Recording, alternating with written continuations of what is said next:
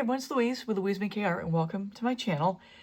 Today I'm doing a clock on this hexagonal tile. I've had this tile for oh my gosh, since I started playing around painting 4 years ago, and it's been through many different trials. So I've taped up the back and I drilled through the front, and I was really surprised I was able to drill through the front of this ceramic tile. And I wanted to drill ahead of time because I didn't know if I'd be able to drill through this without cracking it. And it works. So managed to do that to start with. So now I'm playing with color palette I've been playing with lately, and I've changed the order, and I haven't tried this out yet. So we're just gonna see how this goes. So what I have here is my Glidden 6011N, and by the way, I have tape on the back so the hole is covered.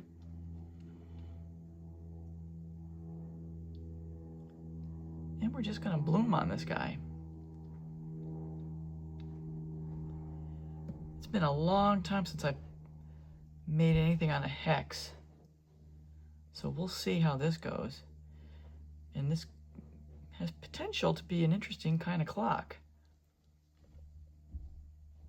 It's probably enough paint.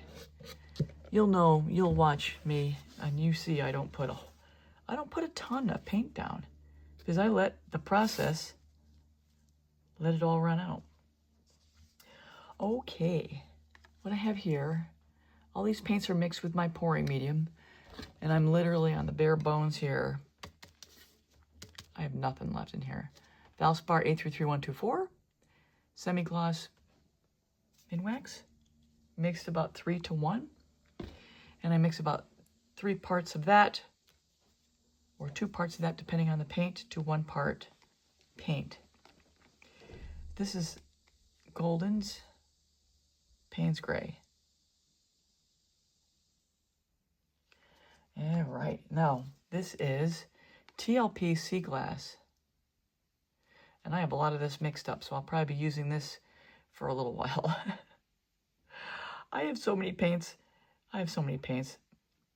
Mixed up.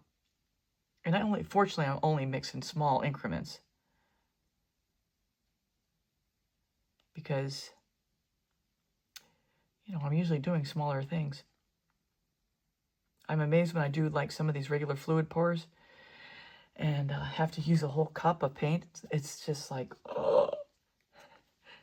But I have enough paint to spare. So that was Sea Glass. This is Amsterdam's Sky Blue Light. And this is getting a little thick because I've been using it for several pours. I definitely need to reconstitute this.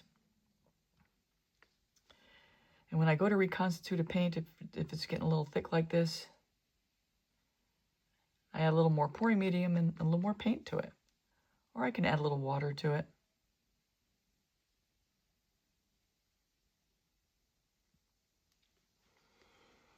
And a little more of this. All right, next color is Silver. Iridescent Silver by Golden. I have a ton of this I've mixed up. I have mixed up some from January from the Kathleen's from Cos Creations soiree in Fort Myers. I still have some of this to use up. Last color.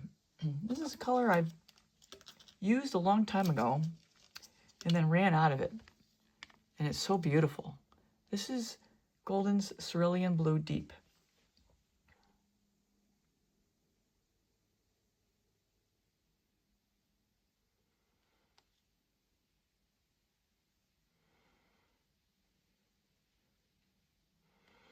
This is my anchor color.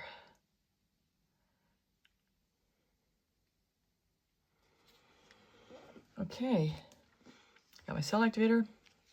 This is my American Floetrol cell activator. I have a video 141 if you want to see the ingredients and how I make it. It's very instructional, and I've heard a lot of good feedback. Plus, I like to use it myself, and it's a good alternative to Australian if you don't have access to it or don't want to spend the money. Here we go. White and then black. We'll see how this turns out.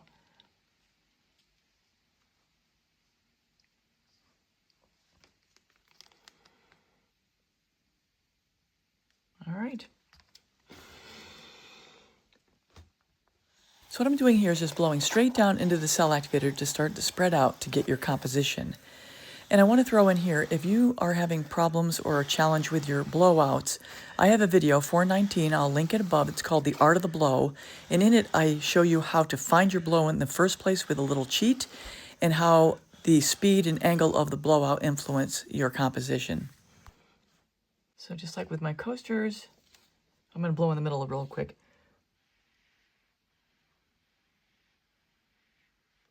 But the middle's not so much of a priority because there's going to be a clock mechanism in there. But let me get some pillow paint. I'm a little short on paint here, so I'm going to add a little more to the edges. I need flow paint. I didn't have enough pillow down, I don't think. I want to be able to pull it to the edge. So I'm going to skip ahead here probably. This is all I'm going to do all the way around. You know, there's some colors that you just have to have. And in my opinion, I wish I didn't spend so much money on some of the more crafty paints in the beginning. And actually went for some of the good stuff, like the goldens. All right, let's give it a whirl. Oh, got my little slop bucket here to pick up the excess paint. And I will use these on my ornaments, the scrap paint, for my pillow. I'm going to link my ornaments playlist above if you're interested in seeing how I create those. Got to make sure it gets to the edge.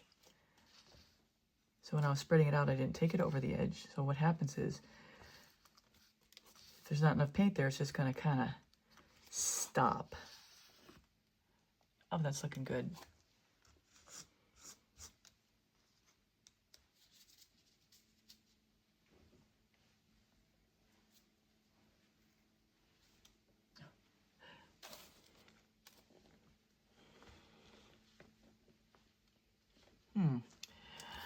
Yeah, this combination, I don't know. Does it work?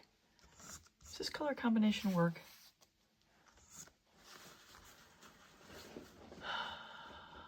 The Payne's gray is really pretty, but this cerulean blue doesn't quite go with it.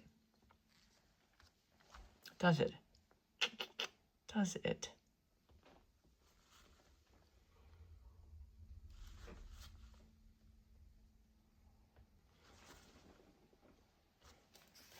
Let's just give it another spin.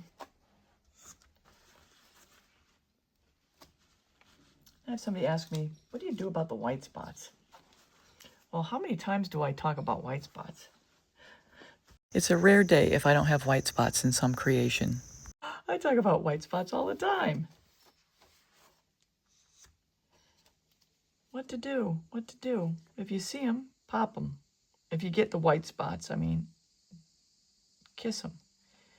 Dunk them just a little bit with the tip of the toothpick.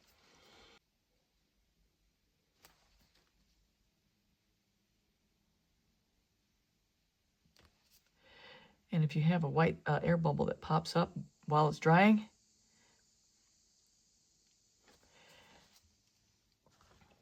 well, add a little color to it at the end before you resin it or varnish it.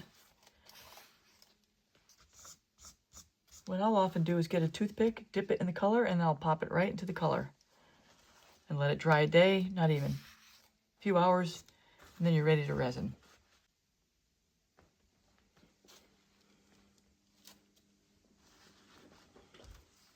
And you spin it until you don't have much paint coming off. And then you know you're probably good as far as paint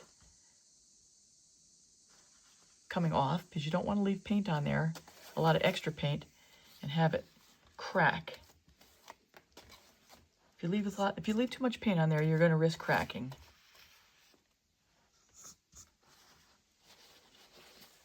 You know, it's starting to grow on me, and the reason is I've got these boulders over here, and I've got them over here, so it's kind of balanced. It's kind of cool. Another white spot. Let's give it a little, push the tip of your toothpick into the white hole, the white spot, just enough to, and then when you pull it up, the paint that's under there is going to go, and it's going to congeal together as you pull the toothpick out. You can see the hole in there. You can see the hole. The paint's falling in. Kiss it.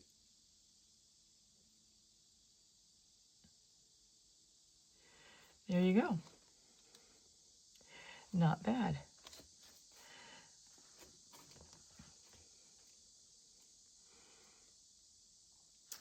Yeah, to my eye, these colors are just these two colors are just a little off. But it does add some interest to this. And look at this. Sea glass is hardly showing up at all. And what's with that? Where'd it go? I put a lot of it down. Cleaning up the bottom.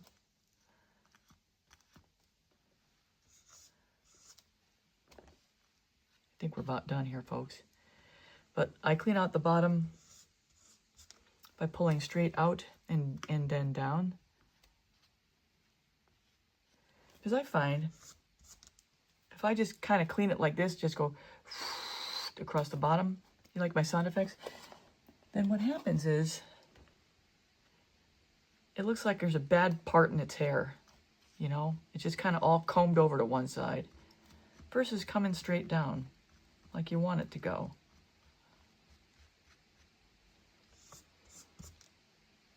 All right, I think we're done here. I got to figure out a better color with that cerulean, because that cerulean is so pretty. Yeah, the sky blue goes great with it, and the green goes good with it. And so does the silver, but this is a little odd. This goes with everything else, but not with that so much. But I'm going to give it a pass here, because this is really cool composition. All right, enough talking here. Here is where we are. Oh, I just have a white spot that just popped up.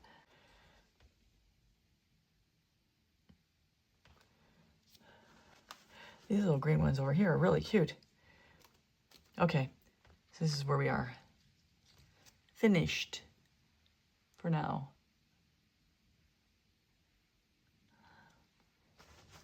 So here are the wet results, and next I'm going to go into how I finish off the back and add the clock mechanism.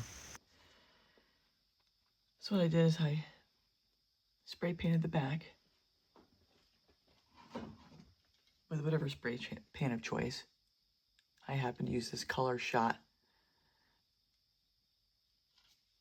It was on sale at Michael's for like $3 or something. So I took out the tape, spray painted the back, and then I cut out this piece of sticky back cork that I'm going to apply. And then I'll put I'll put a hole through it, and then I'll attach the clock assembly next. You're catching me first thing in the morning here, so it's actually just starting to get light. This stuff's really sticky, so you got to get it right the first time. And since I spray painted the back, you really don't need to put on the cork, but I did in case somebody wanted to use this as a wall clock.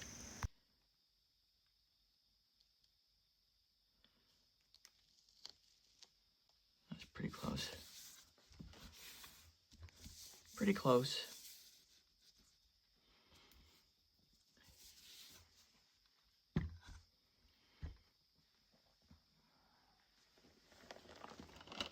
I'll figure out how to get the hole out.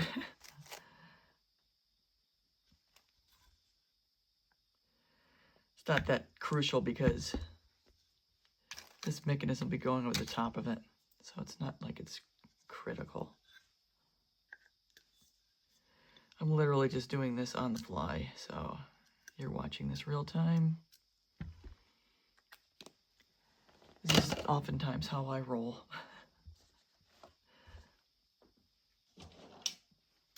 I always am learning as I go.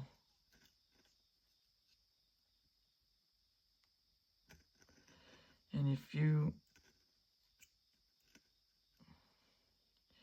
do need a sense of adventure in this whole proposition. You gotta be willing to try things. Which sometimes I'm not thrilled about trying new things. I'll be honest. I'm the person that gets in the rut. If we go to a restaurant and I have a favorite, I'll get the favorite every time.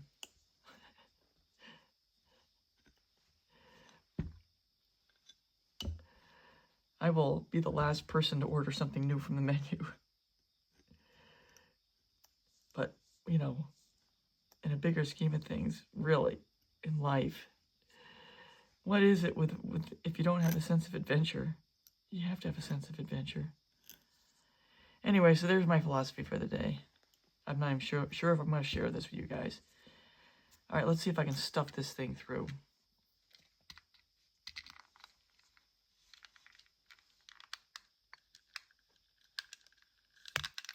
I'm just pushing it through the back. Yay, we go through. I get these mechanisms off Amazon. I get different sizes. There's different stems. Let me just point this out to you guys. Oh, I should have put this back on. Let me do that. Back off. This is for a wall hanging.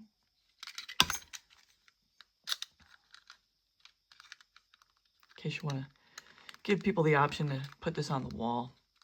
So now it goes on. Now let's stick it back on.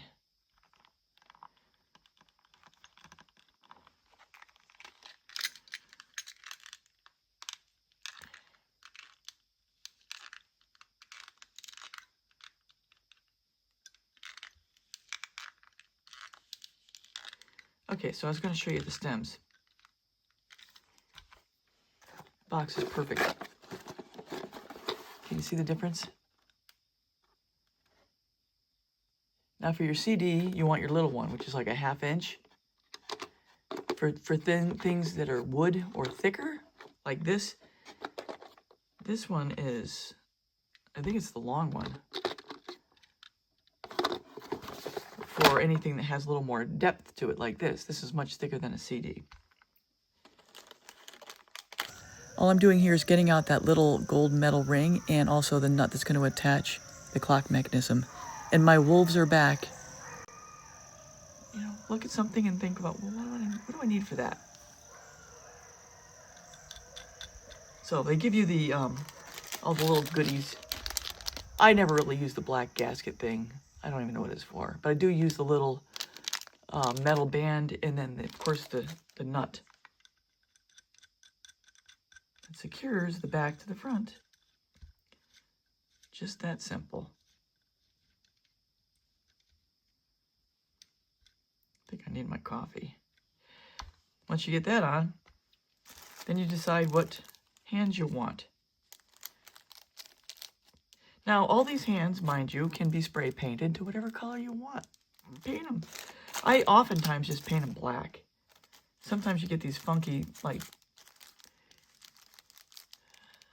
there's silver. But I always find that this fancy thing is a little too much, at least for my taste. Then there's glow in the dark. I like your basic hands. So I'd probably go with something just straight on like these. But I'm going to have to cut these down. They're way too long.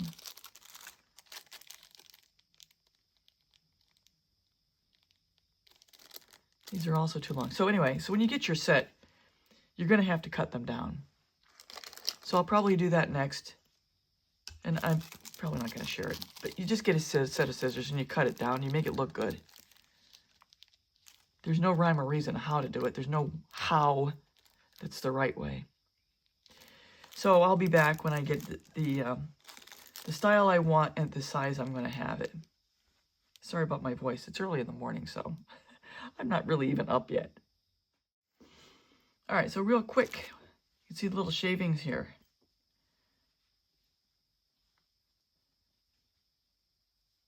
I picked these little black hands, and I just trimmed them.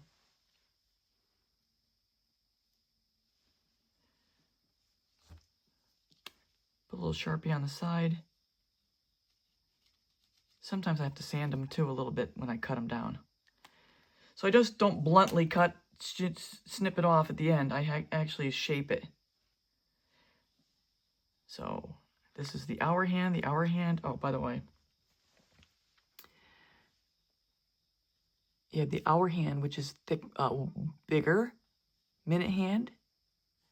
And then the last one to go on top is your second hand. So the fatter circle goes down first. That's your hour. Then your minute hand. Just push it down. I might have to adjust the size on this a little bit. Might be a little bit long, but we'll see. And then the second hand goes on top. You want to make sure when you put this together that your hands are not crossing each other, because you want it to be able to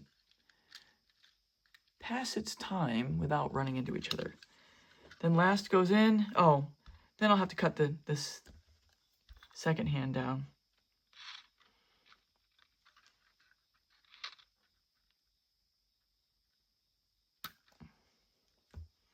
To what seems reasonable.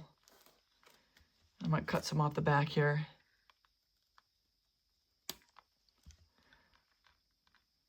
Just that simple. That's all you do. You know what I mean? You just have to not be afraid. And then put the battery in the back. I'm going to have to tighten this up because it's loose, as you can see.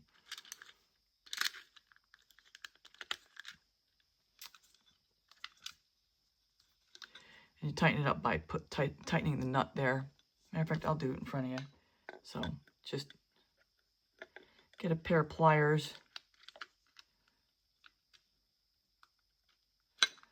Just tighten it down.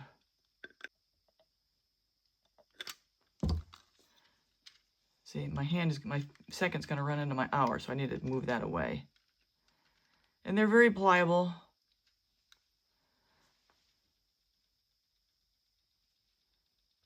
See that? You can hear it. It's got a little tick to it. And there you go. I'll be back for the final reveal after my mess is cleaned up. So everyone, that's a wrap. I hope you enjoyed this tutorial, which included the impromptu adding of the clock mechanism and the hands. I try to include as much as I can in each video, but don't want my videos to run 40 minutes. So I try to be selective in what I include and hope that over the course of time, all these videos together give you a huge tutorial. And just a reminder to check my description for links to products I use and also some valuable videos.